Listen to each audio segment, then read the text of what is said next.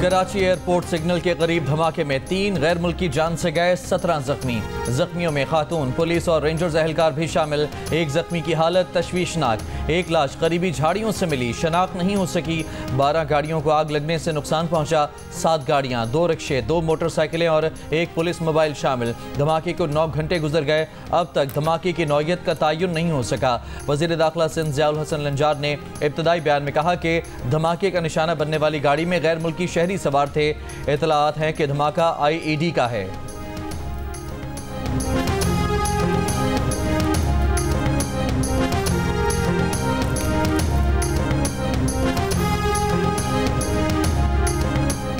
DIG east Asfar Mahesar ने कहा कि क्राइम सीन पर कुछ समझ नहीं आ रहा। CTD और इंटेलिजेंस एजेंसीज की तहकीकात जारी हैं।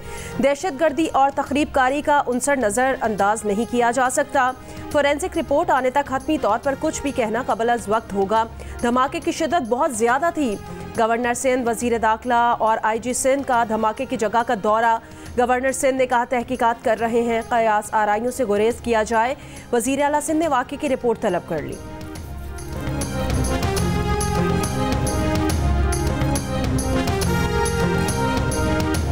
मियांवाली में मकड़वाल के करीब इंटेलिजेंस बुनियाद पर कार्रवाई। तर्जुमान CTD के मुताबिक फायरिंग के तबादले में फितना खवारिज के 7 दहशतगर्द हलाक हो गए। 8 फरार। दहशतगर्दों से असलहा और बारूदी मवाद बरामद।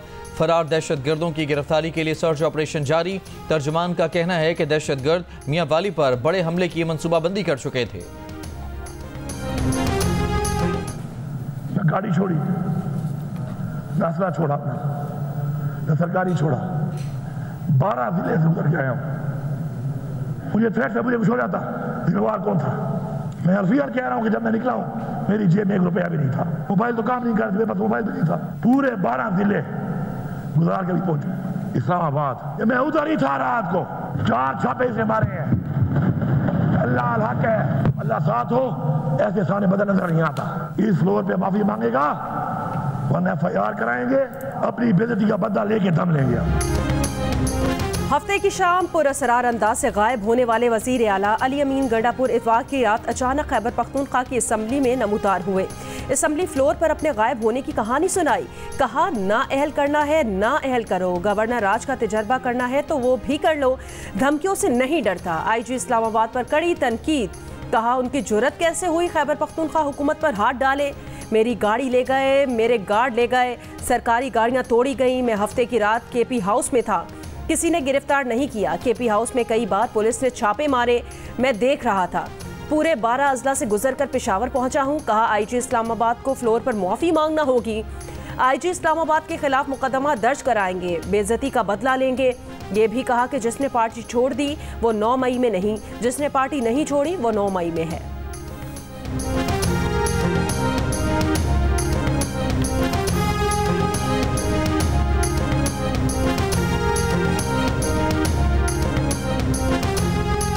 जब पुलिस ने छापा मारा तब अली अमीन KP हाउस से निकल चुके थे। हमने उनके आने और जाने की वीडियोस रिलीज कर दी हैं। क्रिकेट स्टेडियम की तामीर से मुतालिक प्रेस कॉन्फ्रेंस के दौरान सहाफ़ी के सवाल पर वज़ीर दाखिला का जवाब। मोहसिन नकवी ने कहा कि नाकाबंदी की थी लेकिन अली अमीन फिर भी निकल गए। PTI रहनुमाओं की कोशिश थी कि वो किसी तरह धरना दें और उन्हें डेड बॉडी मिले, लेकिन हमने इनके अज़ाइम पूरे नहीं होने दिए।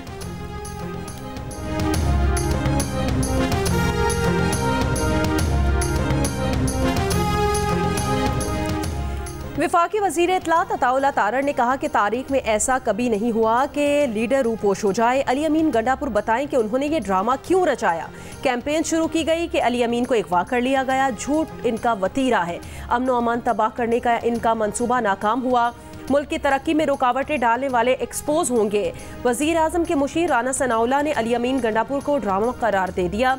पाकिस्तान मुआशी बहरान से निकल रहा है। कहा ये चाहते हैं बहरान से मुल्क ना निकले। पंजाब के लोगों को समझ आ गई है ये मुल्क दुश्मन है, फितना है, मुल्क में अफरा तफरी, अनारकी चाहते हैं।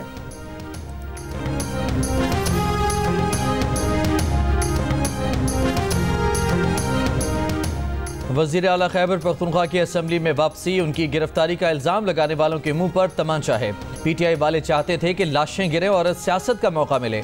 वज़ीर आला की अचानक वापसी पर गवर्नर खैबर पख्तूनख्वा फैसल करीम कुंडी का सख्त रद्द-ए-अमल। जियो न्यूज़ से गुफ्तगू में कहा कि वो पहले भी कारकुनों को छोड़कर भागे थे, अब भी खुद रूपोश हुए। उन्होंने पाकिस्तान दुश्मन एजेंडे को प्रमोट किया। ये चाहते थे कि KP और पंजाब की पुलिस आपस में टकराए।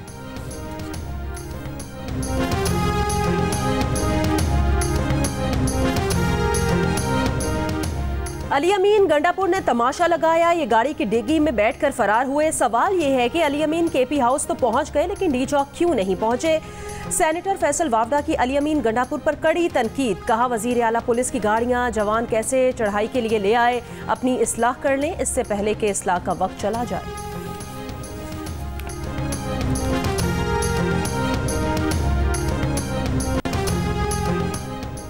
KP हाउस में तोड़फोड़ पर पेशावर में आला सतह इजलास, IG, चीफ सेक्रेटरी और दीगर मुतल्लिका हुकाम की शिरकत। अली अमीन के साथ KP हाउस में पुलिस रवैये और तोड़फोड़ पर कानूनी कार्रवाई पर गौर, कानूनी कार्रवाई के लाएअमल की तैयारी। इसराइल और हमास में शुरू होने वाली जंग लबनान और शाम से होती हुई ईरान की तरफ बढ़ रही है और इस जंग का 1 साल पूरा होने पर जियो न्यूज़ की टीम लबनान के दारुल हुकूमत बैरूत में पहुंच चुकी है। जियो न्यूज़ के सीनियर एंकर हामिद मीर की खुसूसी रिपोर्ट्स सिर्फ जियो न्यूज़ पर।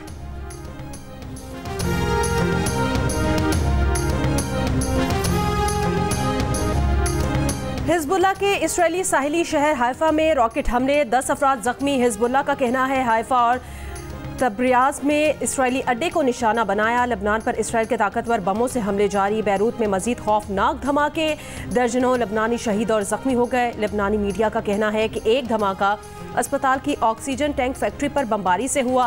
गजा की एक और मस्जिद पर हमला करके इसराइल ने 18 फ़लस्तीनी शहीद कर दिए। मस्जिद में बेघर अफराद पनाह लिए हुए थे। इसराइल के जनूबी शहर में बस स्टेशन पर फायरिंग, खातून हलाक, 10 अफराद जख्मी। बस स्टेशन पर हमला करने वाले शख्स को गोली मार दी गई।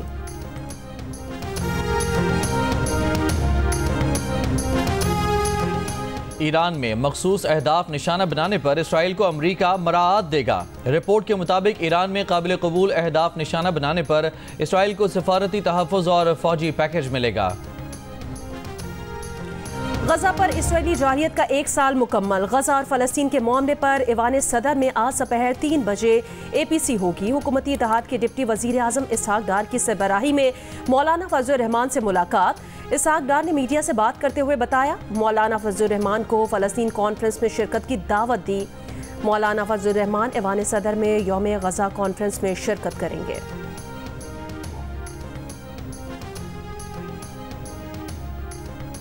वज़ीर आज़म शहबाज शरीफ ने कहा है कि इस्लामाबाद पर धावे को नाकाम बनाने पर इस्लामाबाद पुलिस ने शानदार किरदार अदा किया। पाक फौज, पंजाब पुलिस और रेंजर्स के दस्तों ने भी अमन व अमान की सूरत हाल बरकरार रखने में कलीदी किरदार अदा किया। वज़ीर दाखिला मोहसिन नकवी से मुलाकात में वज़ीर आज़म ने कहा, मईशत की तरक्की और ममलिकत खुदादाद की खुशहाली हमारी अव्वलीन तरजीह है। सियासी मुखालिफिन को पाकिस्तान की मईशत में बेहतरी हजम नहीं हो रही। सियासी मुखालिफ पाकिस्तान की तरक्की में रखना डालना चाहते हैं। पाकिस्तान की मईशत के हवाले से किसी को अदम इस्तेहकाम पैदा करने नहीं देंगे। आने वाले दिनों में पाकिस्तान में होने वाली बैनुल अक़वामी तकारीब मामूल के मुताबिक होंगी। PTI के एहतजाज में खैबर पख्तूनख्वा की सरकारी मशीनरी के इस्तेमाल का मामला। वजारत दाखिला ने KP के सरकारी वसाइल के इस्तेमाल पर कमेटी तश्कील दे दी। नोटिफिकेशन जारी। कमेटी धरने में शामिल KP के सरकारी मुलाजमीन की इंक्वायरी भी करेगी। रिपोर्ट 7 दिनों में पेश करेगी। ANP के मरकजी सदर एमल वली खान ने कहा, तकरीर से गंडापुर ने अपनी कुर्सी पक्की की। अफसोस यह है कि पख्तूनख्वा के अवाम के मसाइल पर आज भी कोई बात नहीं कर रहा। इस शख्स में आज भी हिम्मत नहीं कि सच बोले। फ्रॉड इंतखाबात के 5 दिन बाद हमने कहा था कि गंडापुर किसका बंदा है।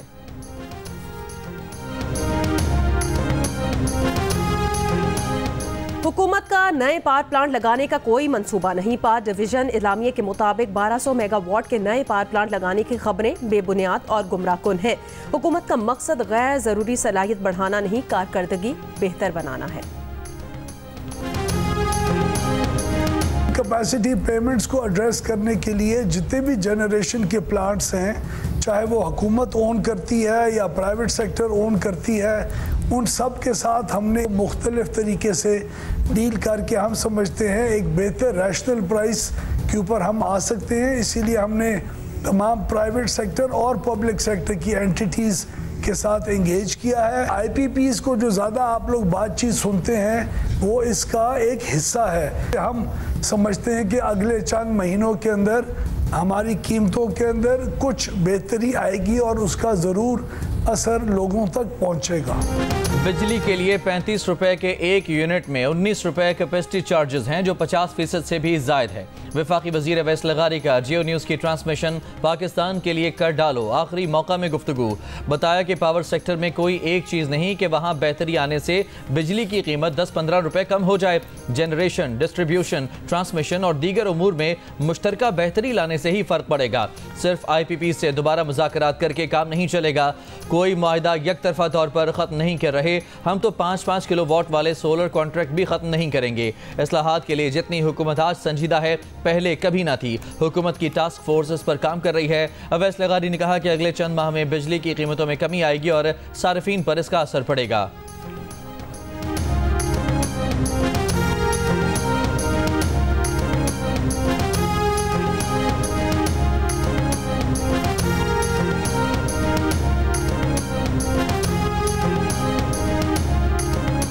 जो ये इशू सबसे बड़ा आ रहा है, ये कॉन्ट्रैक्ट्स जो हमने किए, वो कॉन्ट्रैक्ट किस पे किए?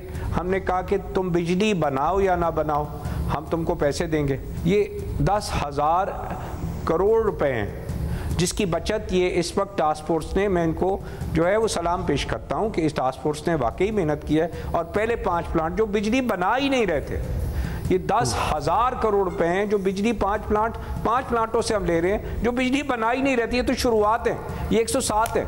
जब आपने 10,000 मेगावाट के पावर प्लांट्स लगा लिए तो फिर क्या ज़रूरत थी कि आप 5,000 मेगावाट के इंपोर्टेड फ्यूल के power plants centre of the country में लगाते, जो आज चलाने की वजह से आपको सस्ते पावर प्लांट साउथ में जो लगे हैं वो बंद रखने पड़ते हैं और उसका 300 अरब रुपया सालाना हमारा कंज्यूमर देता है। बिजली के मामले पर हुकूमत की टास्क फोर्स अच्छा काम कर रही है। साबिक निगरान वफाकी वजीर गौहर एजाज का एतराफ़। जियो न्यूज़ की ट्रांसमिशन आखिरी मौके में बात करते हुए कहा, माजी में पावर सेक्टर से ऐसे मुआहदे भी हुए कि बिजली बनाओ या ना बनाओ पैसे देंगे। बिजली बनाने के 5,000 करोड़ और ना बनाने के 26,000 करोड़ वसूल हो रहे हैं।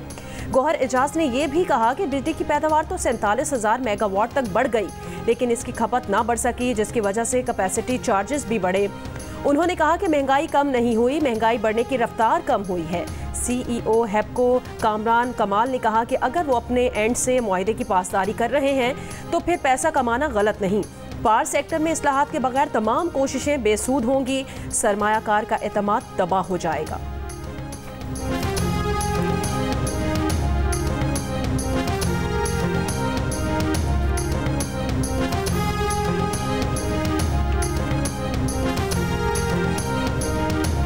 I think देखें, you have to honor contracts because हमने contract enforcement is one of the biggest issues of this country.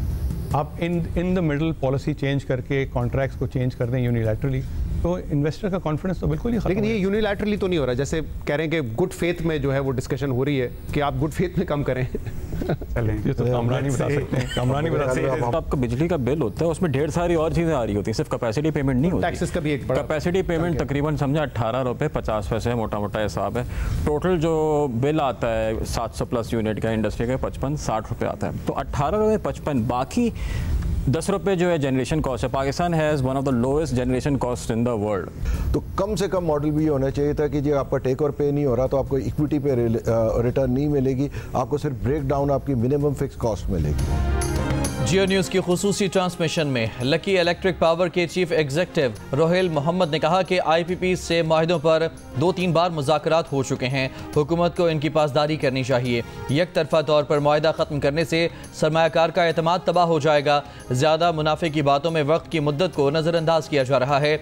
माहिर माशियात अमार हबीब खान ने कहा कि कैपेसिटी पेमेंट को विलन बना दिया गया है। सारी IPPs बंद कर दें तब भी बिजली के बिल में कमी नहीं आएगी। बिजली के मामलात में बाकी चीज़ें बहुत महंगी हैं जिन्हें नजरअंदाज कर दिया जाता है। FPCCI के नायब सदर आसिफ इनाम ने कहा कि मुआहदों पर नजरसानी तो होनी है, पूरे रीजन में कीमतें नीचे आ रही हैं।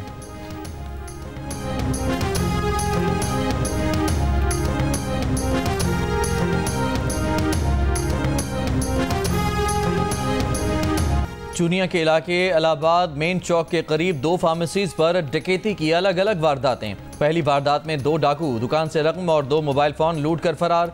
दूसरे वाक़े में दुकानदार की पिस्तौल निकालकर मज़ाहमत, वारदात नाकाम, मुल्ज़िमान फरार हो गए।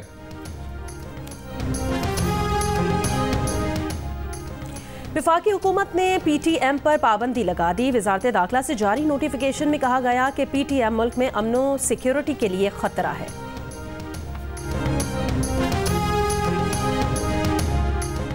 गवर्नर सिंध का वज़ीर आज़म को शरई क़वानीन के नफाज के लिए ख़त लिखने का ऐलान। कहा पूरे मुल्क में या सिंध में इस्लामी क़वानीन का नफाज किया जाए। गवर्नर सिंध ने तकरीब से खिताब में कहा कि हमें नबी अकरम सल्लल्लाहु अलैहि वसल्लम की सीरत का मुताला करना चाहिए।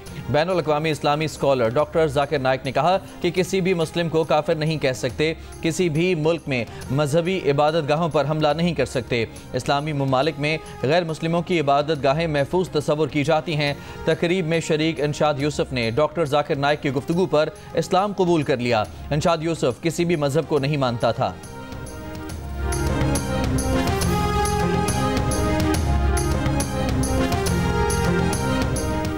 पाकिस्तान और इंग्लैंड के दरमियान पहला क्रिकेट टेस्ट आज से मुल्तान में शुरू होगा। तैयारियां मुकम्मल हो गईं। टीम पाकिस्तान शाहीन आफरीदी, नसीम शाह और आमिर जमाल पर मुश्तमिल पेस अटैक के साथ मैदान में उतरेगी। अबरार अहमद और सलमान आगा स्पिन बॉलिंग का शोबा संभालेंगे। मेहमान टीम के कप्तान बेन स्टोक्स मुकम्मल फिट ना हो सके, क़यादत ओली पॉप करेंगे। दोनों टीमों के कप्तानों ने ट्रॉफी की रुनुमाई की। फोटो सेशन भी हुआ। 3 टेस्ट की सीरीज के तमाम मैचेस जियो सुपर सुबह 10 बजे से बराह रास्त नशर करेगा।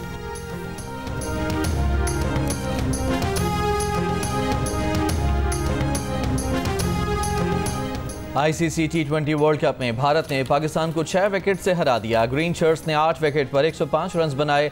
निदा डार 28 रन के साथ नुमाए रहीं। भारत ने हदफ 7 गेंदों पहले ही 4 विकेट पर हासिल कर लिया। पाकिस्तान की कप्तान फातिमा सना कहती हैं 140 से 150 रन बनाने चाहिए थे, जिसमें कामयाब नहीं हो सके। दूसरे मैच में वेस्टइंडीज विमेन ने स्कॉटलैंड विमेन को 6 विकेटों से हरा दिया।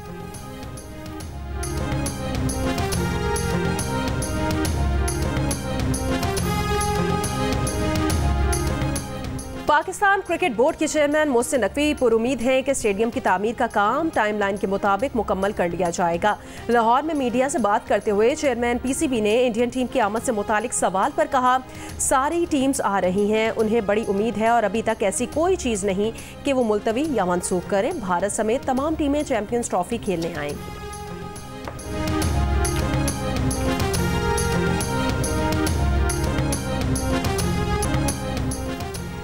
10वीं chief of naval staff amateurs net shield golf Inamul हक मलिक ने जीत ली। अहमद नवाज टिवाना दूसरे नंबर पर रहे।